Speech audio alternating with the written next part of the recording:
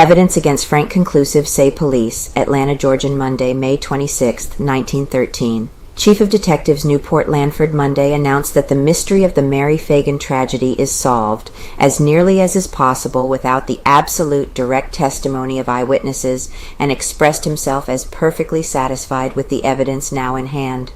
Accompanying this statement comes the authoritative announcement that the great strangling crime will be placed on Leo M. Frank, now under indictment on the charge of murder, and that Newt Lee, the suspected Negro night watchman of the National Pencil Factory, will not be indicted. Lee will be held in jail until the trial as a material witness and will be placed on the stand to give evidence against the factory superintendent. Lee has completely been eliminated from the case as a suspect and is now counted as one of the strongest witnesses against Frank. "There is not the slightest doubt of the innocence of Newt Lee," said Chief Lanford. "I'm certain he has told all he knows of the death of Mary Phagan. Can hold Lee indefinitely. No further action nor proceedings of any kind will be necessary to hold the night watchman for the trial. He was ordered by the coroner's jury, held for investigation by the grand jury, and until the latter body either returns an indictment or a no bill, he cannot be freed from jail. It is the plan of the state, it is understood, to defer action on his case by the grand jury until after the trial of Frank. He will then be released. The great advantage gained by the state in holding Lee as a material witness is that he can be cross-examined when he goes on the stand.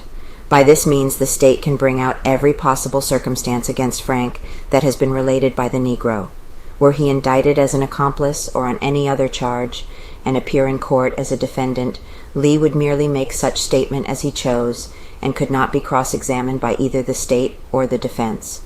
The refusal of the grand jury to indict Lee is one of the shrewdest moves yet made by the prosecution.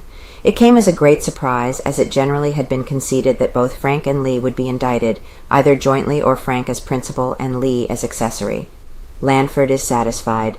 Chief Lanford, in declaring himself satisfied with the status of the case, said that the real work of his detectives is now over, and that all that remains for them to do is to knit some of the circumstances together and strengthen a few of the weak points. He said his case was circumstantial, but felt sure the state would be able to convict Frank. He added, "With the evidence we now have, we could convict Frank, with a recommendation to mercy, in 10 minutes. This would mean a life term. It is going to be difficult in this case to impose the extreme penalty of the law, as so many people are opposed to capital punishment on circumstantial evidence. The slaying of Mary Phagan, however, was straight murder or nothing, and the state will demand the limit. While the evidence is purely circumstantial, still I'm satisfied it is strong enough to thoroughly convince any jury." The confession of Jim Conley, the Negro factory sweeper, that from the dictation by Frank, he wrote the mysterious notes found beside the dead body of Mary Phagan in the factory basement, has added an unexpected phase to the case and brought about much speculation.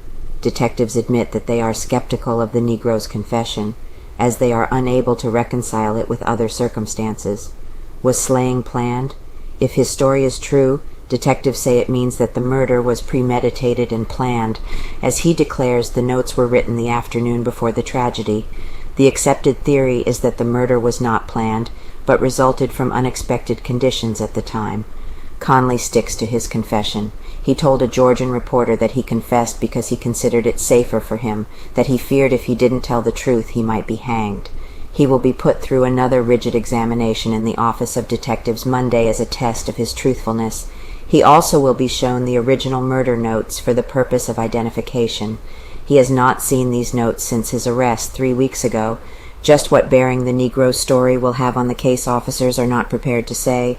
Chief of Detectives Lanford, Monday afternoon, declared his belief that the confession of James Connolly, the Negro sweeper, that he wrote the murder notes at the dictation of Frank, is absolutely false in every detail. He said he attached no importance whatever to the confession.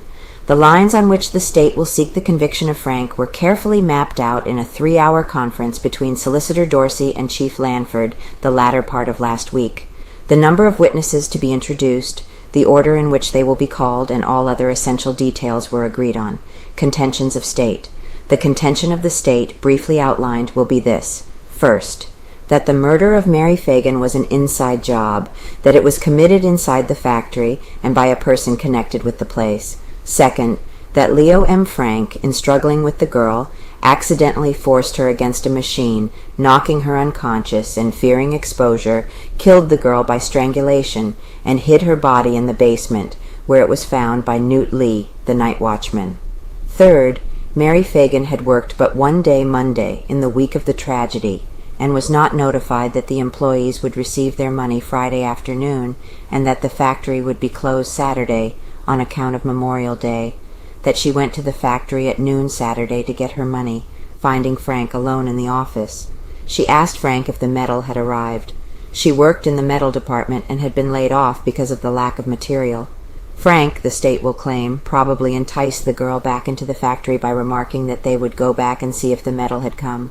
Fourth, that Frank had ordered Newt Lee to report for duty at 4 o'clock in the afternoon, and that when Lee arrived at the factory, Frank told him to go away and have a good time and return at 6 o'clock.